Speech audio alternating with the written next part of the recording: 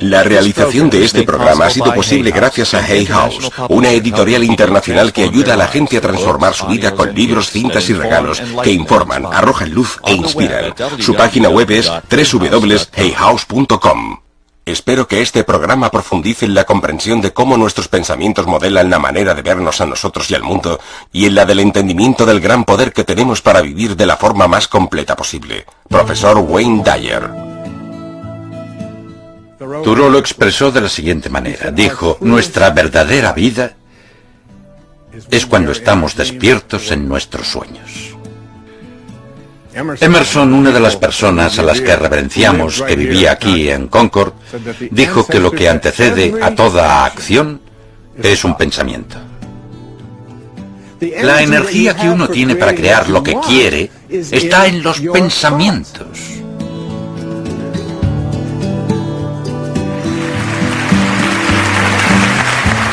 El profesor Wayne Dyer es un famoso autor de bestsellers, conferenciante y filósofo contemporáneo.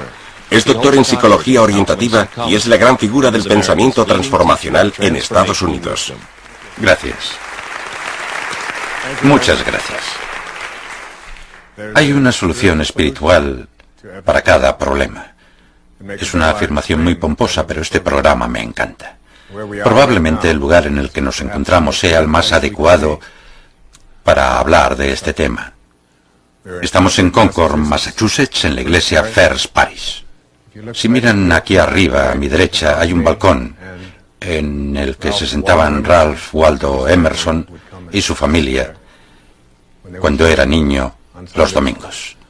Su abuelo, William Emerson, era el pastor de la parroquia cuando aquel disparo se oyó por todo el mundo. El disparo que dio inicio a la Revolución Americana, a la que siguió la Revolución Francesa y todos los cambios que tuvieron lugar en la historia de la humanidad. Buena parte de todo aquello empezó aquí, en esta parroquia, en la parte en la que estamos hoy sentados. El tema de este programa son las ideas trascendentes. La idea de que dentro de cada uno de nosotros hay algo más que la mayoría de nosotros ni siquiera hemos empezado a aprovechar y que nos permite crear soluciones para lo que en nuestra vida llamamos problemas. El trascendentalismo nació aquí y el trascendentalismo no es un ismo al que uno pueda apuntarse, no se pagan cuotas. Debemos recordar que en los años 30, 40 y 50 del siglo XIX, en este país y en el mundo pasaban cosas que hoy nos parecen intolerables. En aquella época la esclavitud era una práctica aceptada, pero aquí en Massachusetts, en Concord, había gente como Emerson, Bronson Alcott, el padre de Louisa May Alcott, Nathaniel Hawthorne, Henry David Thoreau, gente que venía a la escuela de filosofía y planteaba ideas para abolir cosas como la esclavitud. Todas esas ideas y otras, como la idea de que, de alguna forma, la noción de que somos malvados, de que nacemos en pecado, de que en la gente hay algo malo, todo eso se habló aquí, en este lugar, en este precioso lugar donde nacieron nuevas ideas trascendentes. Yo conocí este tipo de ideas de joven. Estudié primaria en Detroit, en la parte este. Luego fui al instituto. Tenía un profesor de biología que era muy buen hombre y que tenía muy buenas intenciones. Me dijo, como al resto de compañeros de clase, que si queríamos aprobar la asignatura de biología, teníamos que entregar una cosa que se llamaba colección de hojas. Yo ya había aprobado lo de las hojas, había identificado todas las hojas que había que identificar, saqué una buena nota. Pero el profesor me dijo que tenía que hacer algo más, que tenía que cogerlas todas y entregarlas en un trabajo, demostrar que las había visto. Y le dije, seguramente no de la manera más diplomática posible, no pienso hacerlo, no le veo el sentido. Por aquel entonces mi familia atravesaba momentos muy difíciles. Yo trabajaba, mi madre lo estaba pasando mal, se estaban divorciando. A mí me pareció una pérdida de tiempo. Siempre he sido una de esas personas, y con esto no animo a hacerlo, sino que solamente digo que lo reconozco como un rasgo con el que he vivido toda la vida. Hacer cosas sin sentido es algo que siempre, como mínimo, he puesto en duda. E incluso he ido más allá, ateniéndome a las consecuencias. Creo que la que probablemente sea la frase más famosa de William Shakespeare, una frase que se cita mucho porque nos dice una gran verdad. Ser o no ser. He aquí la cuestión.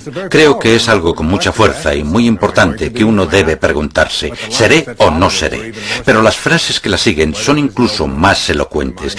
¿Qué es más elevado para el espíritu? ¿Sufrir los golpes y dardos de la insultante fortuna o tomar las armas contra un piélago de calamidades y haciéndoles frente acabar con ellas?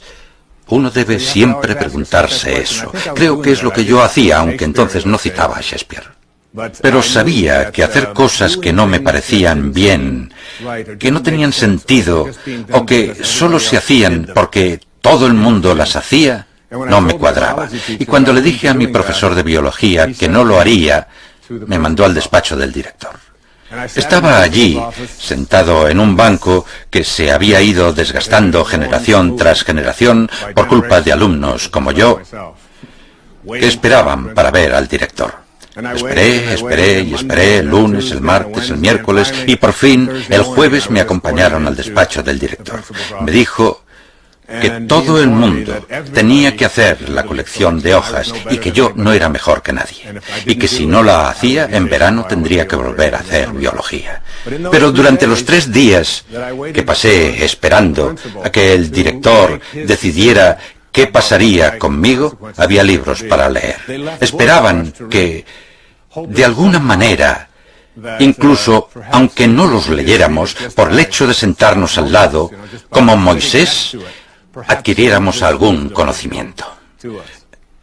Y uno de los libros que dejaban allí para leer lo había escrito un hombre que venía a esta iglesia, que vivía en esta ciudad, un hombre que se llamaba Henry David Thoreau.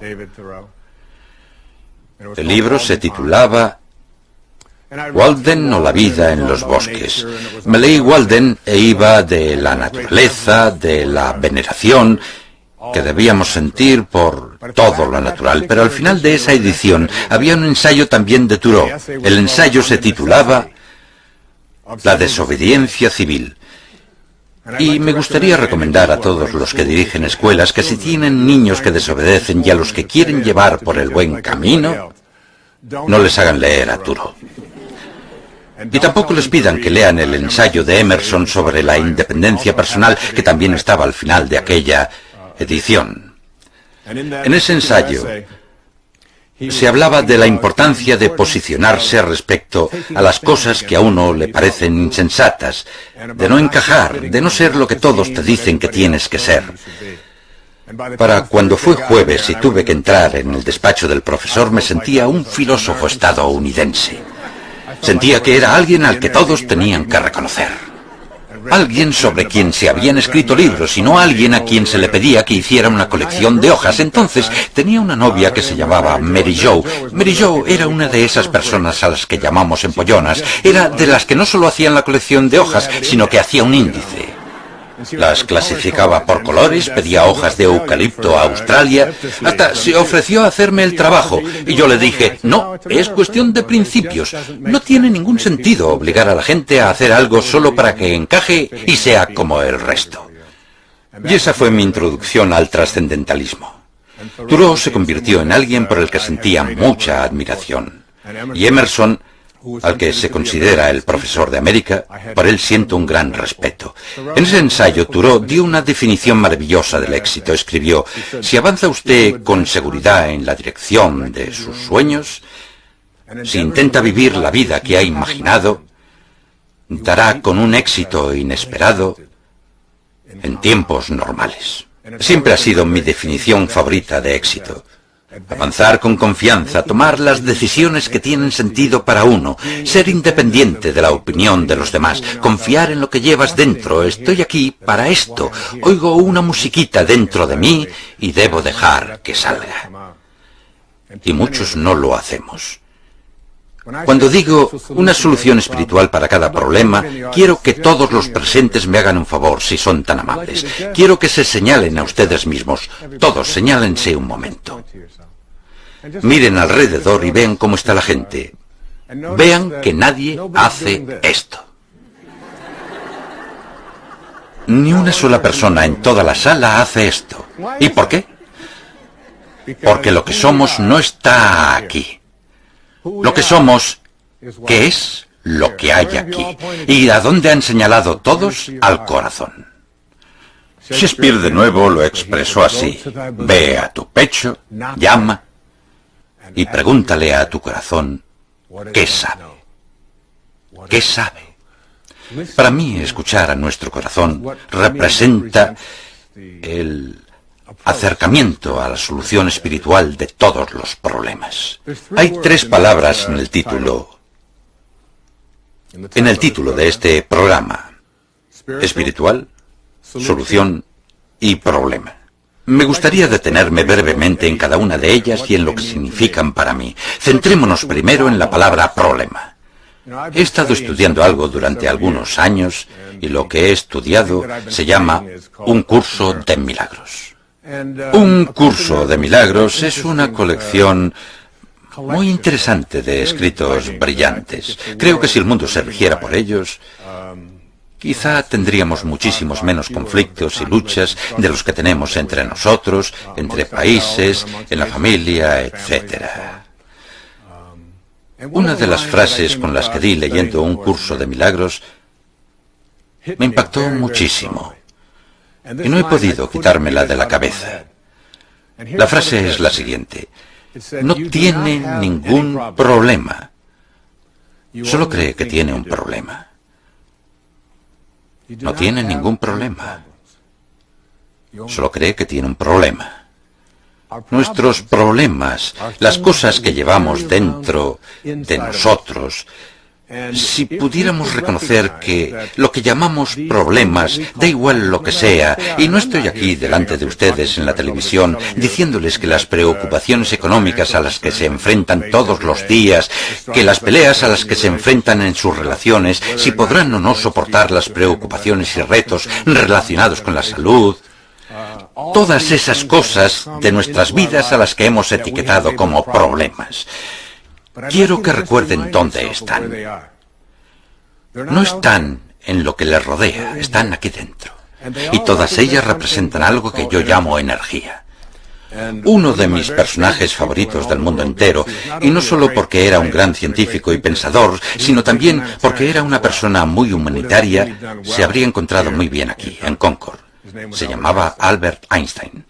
Y Einstein dijo una vez: no pasa nada hasta que algo se mueve. No pasa nada hasta que algo se mueve. Todo es movimiento. Las cosas nos parecen sólidas. El reloj que llevo en la muñeca parece sólido. Pero si cojo un microscopio y aumento la lente, si lo miro con un microscopio muy potente, veo que es un baile, que está vivo. Tiene moléculas. Dentro de esas moléculas hay todo tipo de átomos pequeñitos. Dentro de los átomos hay electrones, neutrones, protones, plutones y yo qué sé. Todas esas cosas que memorizamos en las clases de física y todo eso. Y luego hay una cosa nueva, la física cuántica. Miramos dentro de los electrones y encontramos partículas subatómicas y partículas subsubatómicas, y lo que descubrimos con todo esto es que todo es energía. Ahora están viendo un decorado de televisión, y ese decorado de televisión tiene algo que se adentra en sus casas y que se llama energía. Ustedes lo miran, así que hay energía visual. Oyen sonidos, ahora mismo están oyendo mi voz, con que hay algo en el aire entre su aparato receptor y mi habla ahora mismo. Eso se llama ondas sonoras. Y no es más que energía. ¿Y cómo entra esa energía en nosotros? Entra a través de los sentidos. de los oídos y los ojos. Y si nos tapáramos los oídos y cogiéramos toda la energía que llega a la sala, a nuestros oídos, y justo antes de que llegara a nuestros oídos se la mandáramos a un científico y le